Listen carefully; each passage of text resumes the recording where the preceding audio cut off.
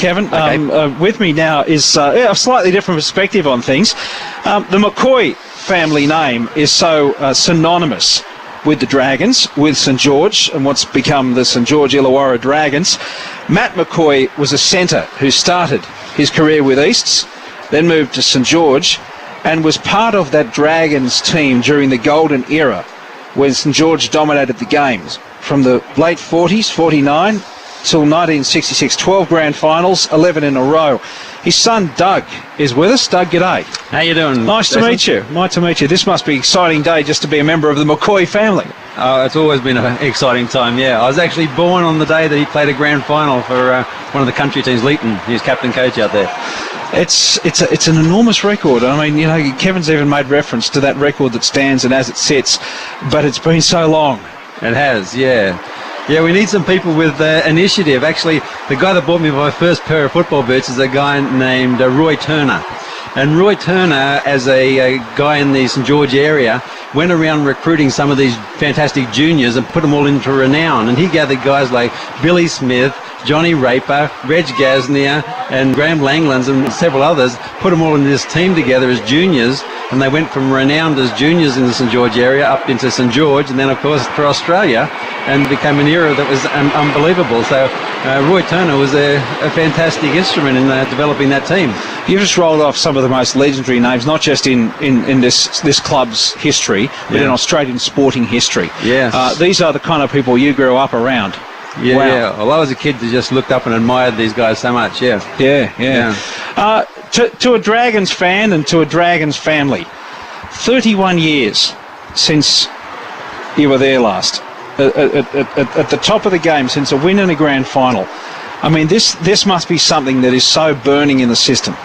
Absolutely, yeah. And I mean, if you look at some of the teams we've had over the years too, even last several years, we've had teams that on paper would play for Australia. They'd beat the Australian team on paper. Yeah. All right, and they couldn't get it together to win the grand final. So hopefully they've got the burning in their heart to win it this time. We talk about toughness in football, and I'll ask Kevin this in a moment. But you know, I hear a lot of the legend guys talk about the game today is so much more athletic, so much more physical. You know how your dad played it, and you know how his mates played it. What's your view on that?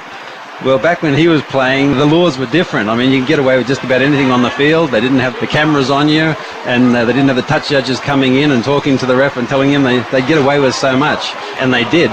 And not only that, they didn't have any reserves. So they were as tough as iron, these guys. They'd break bones, and you couldn't replace them. I remember going to the Tigers Leagues Club one time and reading the article on the wall about how the 1948 grand final was won by the Tigers, and it was their greatest day ever, as they said. And it said that my dad was the captain of St George in 1948 that day. And I went home and said, you never told me this, and because he's a very quiet guy. And as it said in the article in the newspaper, the winger broke his arm and continued playing the whole game. And if St George had worked on that winger with a broken arm, we would have won the grand final. They just lost, and of course, you can't replace a player back those days because they just didn't have any replacements. Yeah. And you take that back a couple of weeks ago, Benji Marshall hurt his knee and he went off the field and left the team one man short. And of course, they didn't get straight through. So, yeah. Kevin, you still look pretty fit. I mean, I wouldn't suggest you'd be out there running around, but I'm sure you'd be able to keep up with some of them. What do you think of that comparison between the game you played and the era you played, the toughness of today, the athleticism of today versus yesteryear? That's a tough question. I mean, anyone who plays the game is pretty tough. They've changed the rules where you can actually say that you've got 17 players and you can interchange. I think I don't know what it is now, it's 12, could be less than that now during a game. But the toughness is still there. Obviously, it changed, as was said there by Doug, that once you went off, you couldn't replace anybody, and so you had to go the full 80 minutes. But saying that, anyone who plays the game is pretty tough. I mean, those who don't, well, they don't know the game too much. So they're more athletic today, and the training's all different. So that's why it is. When we played, you had to work as well as train as well as play. So I would give up the work to be able to train 5 days a week and play on the weekend. If that's a problem for anybody else, I'll take your spot and I'll take the cash too. Sounds good. Sounds good. Great to meet you both. Look, it would almost be pathetic to ask for a tip, but I will. Kevin? Roosters in a close one. Yeah? Yeah. I'm not going to say how many points, but a close one. And Doug? Yeah, we'll be close, but I think I have to barrack for the Dragons. I think we're going to get up by a few points, yeah. 31 years. Yeah, this is our year. Great stuff.